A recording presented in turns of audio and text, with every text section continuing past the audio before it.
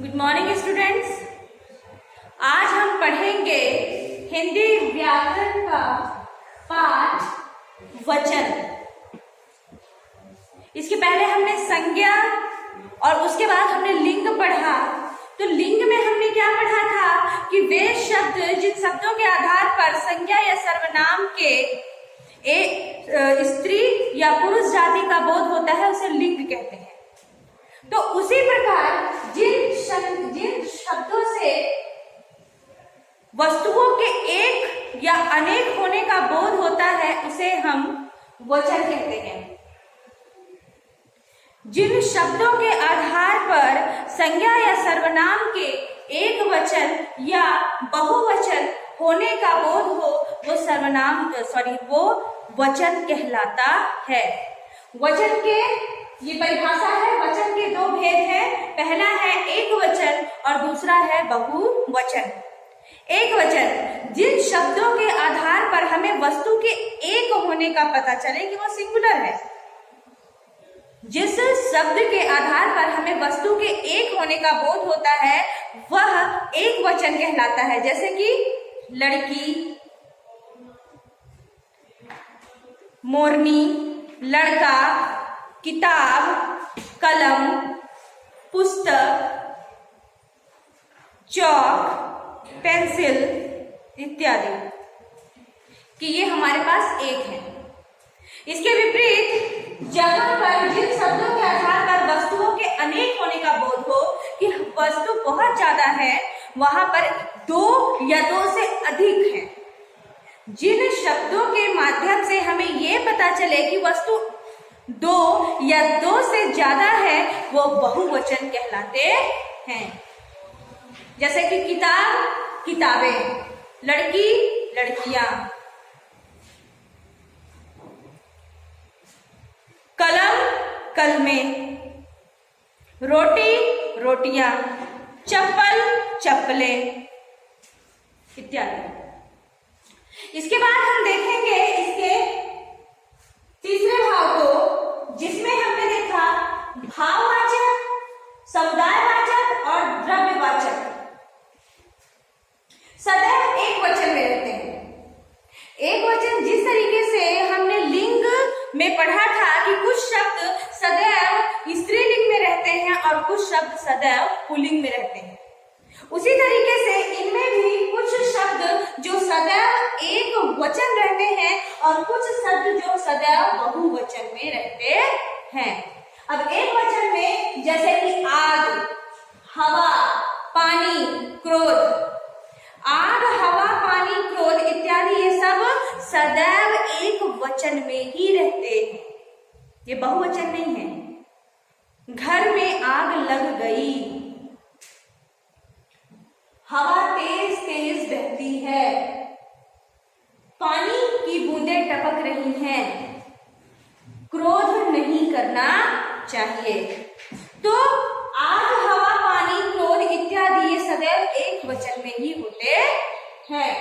उसके बाद हमने देखा बहुवचन, वे शब्द जो सदैव बहुवचन में ही रहते हैं, जैसे कि दर्शन, समाचार, हस्ताक्षर, प्राण, आंसू इत्यादि। मैंने भगवान के दर्शन किए, मैंने महात्मा के दर्शन किए, तुमने समाचार पत्र पढ़ लिया, हमने हस्ताक्षर कर दिए, मैंने हस्ताक्षर कर दिए। प्राण, उसके प्राण निकल गए। आंसू, उनकी आंखों से आंसू बहने लगे। तो यहाँ पे एक वचन जो हमेशा आग, हवा, पानी, क्रोध जो सदैव एक वचन में रहता है और बहुवचन दर्शन, समाचार, हस्ताक्षर, प्राण और आंसू ये सदैव बहुवचन में रहता है। इसके अलावा देखिए भाववाचक, समुदायवाचक और द्रव्यवाचक। भाववाचक जो हम एहसास करते हैं, जो फीलिंग्स होती है, जैसे कि बुढ़ापा, सुंदरता, शिथिलता, क्रोध, बचपना, कड़वाहट, हंसी, खुशी इत्यादि, तो ये भाववाचक में है। और समुदायवाचक जहाँ पे समूह का निर्माण हो, जैसे कि पुंज, गुच्छा, समूह, भीड़, दल, टुकड़ी, गिरोह इत्यादि। और द्रव्यवाचक में जैसे कि तेल, पारा, शक्कर, अनाज, सोना, चांदी इत्यादि। तो भाववाचक, समुदायवाचक और द्रव्यवाचक हमेशा एक वचन में ही रहते हैं, वो बहुवचन कभी नहीं बनते हैं। यहाँ पर भाववाचक में पाप, बुराई, वह पाप करता है, हमें पाप का साथ नहीं देना चाहिए। बुराई, हमें किसी की बुराई जल्दी से जल्दी नजर आ जाती है, किसी की अच्छाई हमें जल्दी नहीं दिखती। समुदायवाचक, गुच्छा, अंगूर का एक गुच्छा लेकर आओ। अब उस गुच्छे में पता नहीं कितने अंगूर लगे हैं, लेकिन फिर भी वो एक वचन में है। अंगूर का गुच्छा लेकर आओ। भीड़, लोगों की भीड़ जमा हो गई है। तो भीड़ में पता नहीं कितने सारे व्यक्ति हैं, लेकिन वो एक वचन में गिना जाता है। द्रव्यवाचक, सोना, सोने का दाम आसमान छू गया है। अनाज, इस साल अनाज बहुत अच्छा, इस साल अनाज की पैदावार बहुत अच्छी हुई है। तो यहाँ पर अभी आपने देखा वचन, जिस शब्दों के द्वारा ये पता चले कि ये एक वचन है या बहुवचन है, यानी वस्तु के एक या अनेक होने का बोध होता है, उसे वचन कहते हैं। ये दो प्रकार का होता है, एक वचन और बहुवचन। पहला है एक वचन, जिन शब्दों के माध्यम से वस्तु के एक होने का बोध हो वो एक वचन कहलाता है, और जिन वस्तुओं के माध्यम से जिन शब्दों के माध्यम से वस्तुओं के अनेक होने का बोध होता है उसे बहुवचन कहते हैं। एक वचन में लड़की, बहुवचन में लड़कियां। एक वचन में नदी, बहुवचन में नदियां। इसके अलावा हमने देखा कि कुछ शब्द ऐसे होते हैं जो सदैव एक वचन में रहते हैं, जैसे कि आग, हवा, पानी, क्रोध, ये हमेशा एक वचन में है। और इनके साथ साथ भाववाचक, समुदायवाचक और द्रव्यवाचक भी हमेशा एक वचन में ही रहते हैं।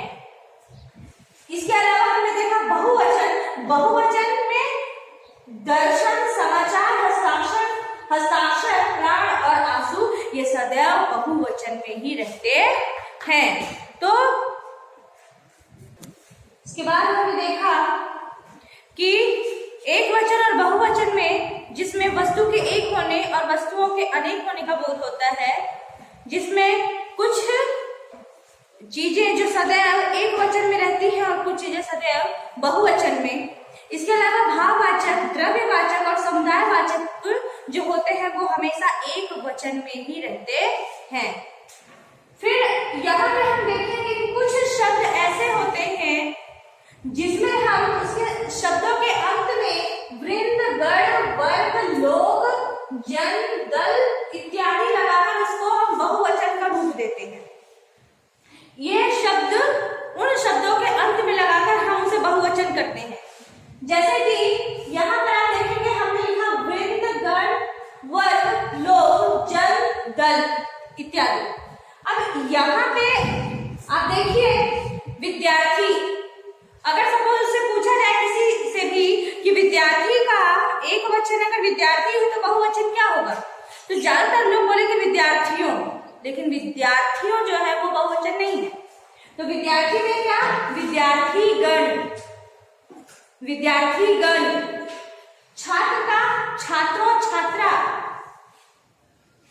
छात्रों, छात्रा नहीं, छात्रगण। अब छात्रगण एक समूह हो गया।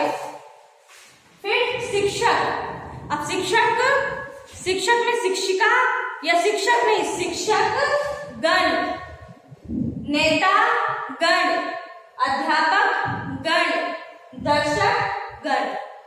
तो दर्शक में मेल और फीमेल यानी स्त्रीलिंग और पुल्लिंग दोनों ही सम्मिलित है, और हम गण लगाकर इन शब्दों का बहुवचन बनाते हैं। फिर हमने देखा मित्र, तो मित्र का मित्रजन, भक्त भक्तजन। जैसे नॉर्मली हम बोलते हैं मित्रों के साथ मैं खेलने गई थी, तो उसे हम कैसे बनाएंगे? मित्र का मित्रजन, भक्त का भक्तजन। अब इसके बाद है टिड्डी। टिड्डी का बहुवचन हम क्या बनाते हैं? टिड्डियों, टिड्डियां। तो यहाँ पे हम क्या लगाएंगे? दल, टिड्डी दल, बहुवचन यानी बहुत सारे टिड्डी। पक्षी का, पक्षी नहीं, पक्षी का पक्षी वृंद, क्या लगा के बनाएंगे? पक्षी वृंद। तो इस तरीके से हमने देखा कि कुछ शब्दों के अंत में वृंद, गण, वर्ग, लोग, जन, दल इत्यादि लगाकर हम उस शब्द का बहुवचन बनाते हैं। तो आपने देखा वचन जिन शब्दों के आधार पर हमें उस वस्तु के एक या अनेक होने का बोध होता है वो वचन कहलाते हैं। उसके दो भेद होते हैं, उस एक वचन और बहुवचन।